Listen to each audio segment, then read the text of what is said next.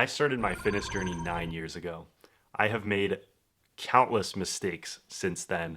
And this video is the top 7 lessons that I have learned from my 9-year fitness journey. Lesson number 1, intensity is greater than time. I used to think I had to spend 2 hours at the gym, just doing so much volume, doing so many different exercises, so many different sets. The reality is intensity is way more effective for muscle growth and for developing your body than spending 2-3 hours at the gym. So now I typically spend 45 minutes to an hour in my workouts. And the way that I ramp up intensity is I'm actually training to failure every single set.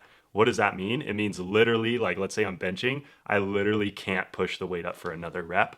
That's how I know that my intensity is really, really good and I'm pushing my muscles to their max. The reality is you need to increase the level of stimulus to a muscle group to force it to grow. That's the way that we build muscle, is if you force your muscle to lift something that's a little bit too heavy for it, it'll then break down and rebuild stronger so that it can meet that stimulus the next time it comes up. Second thing, nutrition is actually far more important than workouts. When I first started, I was just obsessed with, okay, I have to work out consistently. That's the number one piece. I have to do this. I have to get my workouts right.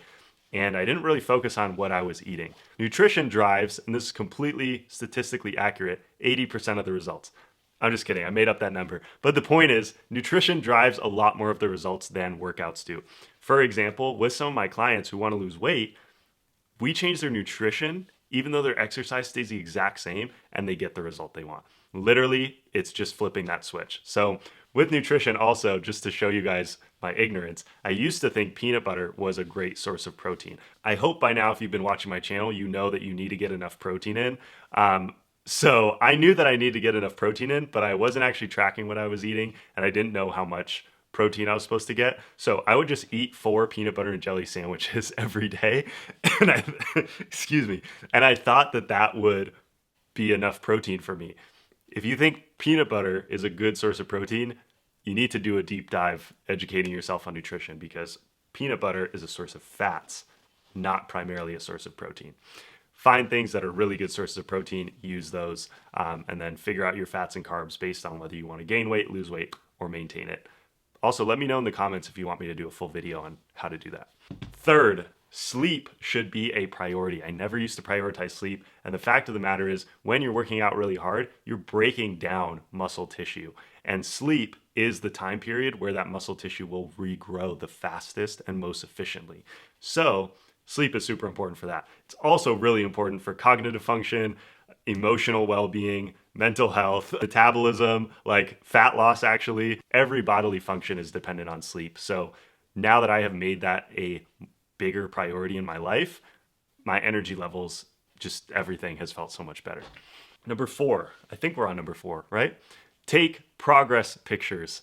I wish I had more progress pictures when I first started out. I only have a handful because I didn't like the way my body looked, and so I didn't want to take photos of myself. But I wish I had taken them more often. Progress photos will, one, give you something to look back on and see how far you've come, even on the days where, maybe there are days where I just feel like dejected. I'm like, I just, feel like I haven't done anything. I feel like my physique hasn't progressed. I look back at like pictures from high school and from like college, and I'm like, oh, dang. Okay, no, I definitely have progressed. And then they're also really beneficial to seeing like incremental changes over time that you wouldn't see day to day. Like when I look at myself in the mirror from one day to the next, I can't notice any change. But when I look at a difference from 1 month to 3 months apart, like huge difference, right? So if I didn't have those pictures from 3 months ago, I wouldn't realize the progress I was making. Tip number 5. Progress is greater than perfection. I used to think that everything had to be perfect. I don't know if anyone watching this can relate, but I used to really struggle with the all or nothing mindset of like, either I'm doing my workouts, I'm doing my nutrition, everything's great, or I'm just completely slacking. And like I do a workout here or there whenever I feel like it. Nutrition is whatever, it's not happening. I'm not really paying any attention to it. And yeah, either it was kind of like this either or. Either I'm like really on it, or I don't care. And I've realized that progress is much more important than perfection, and just building consistency. If I miss a workout, is the end of the world? No. If I like have a meal or two that are off from my nutrition plan, is that the end of the world? No. The reality is one or two off chance things are not going to ruin like months of work. I had that in my mind that it would, but the reality is like having that one meal off and then train wrecking myself for weeks would ruin that progress, right?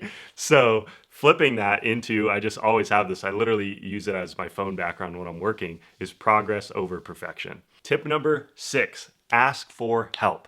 I'm going to give you guys 2 stories to illustrate this. So story number 1, I was at the gym one day and there was this massive dude, like literally, I'm not even joking, like probably 300 pounds of pure muscle. And he was like 6'5" or something. I don't know. And he looked like relatively natural. I don't know if he was on steroids or not, but massive dude, right? And I came up to him and I was like, hey, like, I'm trying to, put on some muscle and grow. Do you have, and get stronger? Because he was like lifting crazy heavy weight too. It's like, do you have any tips? And he literally just like lit up and he started telling me. And then I literally asked him, I was like, could I just like do your workout with you? And he was like, yeah, of course. Like, I'm like, yeah, let's do it. And so I went through his entire workout with him, obviously like doing like half the weight he was, which, whatever.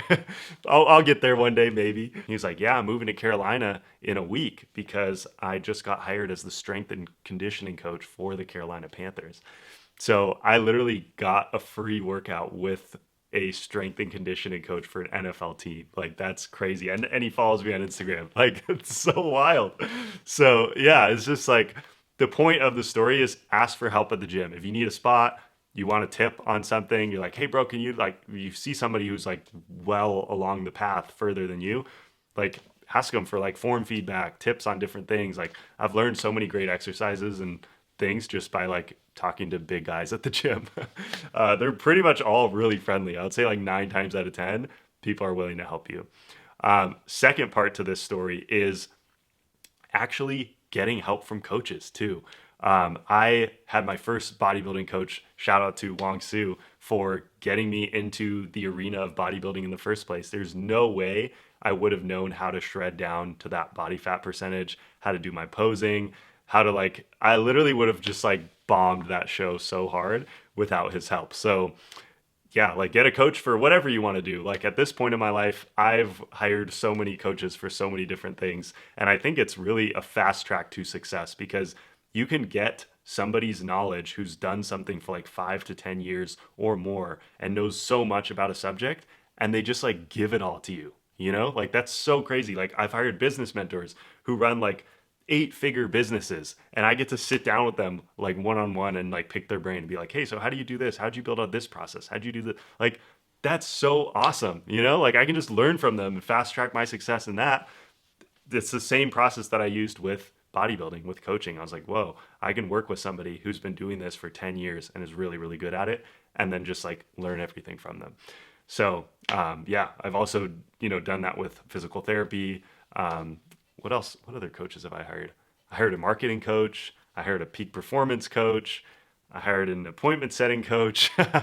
I did what else? What other coaches have I done? I've done like 4 different fitness coaching programs. I hired an IFBB pro bodybuilder for the past 5 months to help me with my training while I traveled.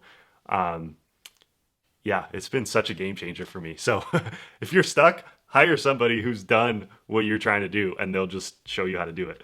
7th and final tip, enjoy the process.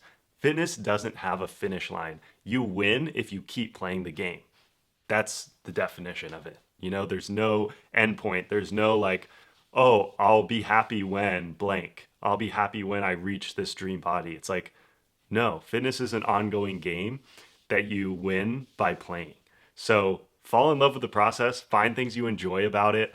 Things that I love to do, I pair listening to music or my favorite podcasts or audiobooks with my workouts to make it more just like mentally stimulating as well as physically. What else will I do? I don't know. With nutrition, like I've found pretty much every single meal I eat, I'm eating my favorite foods every day, which is such an awesome feeling. So like with your nutrition, like get experimental, figure out how you can find foods that you love to eat long term. Because this isn't like let me just kill myself and hate going to the gym and hate eating all this healthy food and like hate doing this and that. It's like, if you hate everything about it, you're only going to last, a couple months max. And that's if you have insanely high willpower. And then you're just going to go back to where you were before. So, yeah, I mean, one of my favorite quotes is, nothing changes if nothing changes. Like you're going to have to make changes in your life to get a different result. But you got to actually love the changes you're making, fall in love with them, find ways to make them enjoyable to sustain them in the long term. Hope this video was helpful. Drop any comments or any learnings you've had yourself on your own fitness journey in the comments below. And I will see you in the next video. Peace.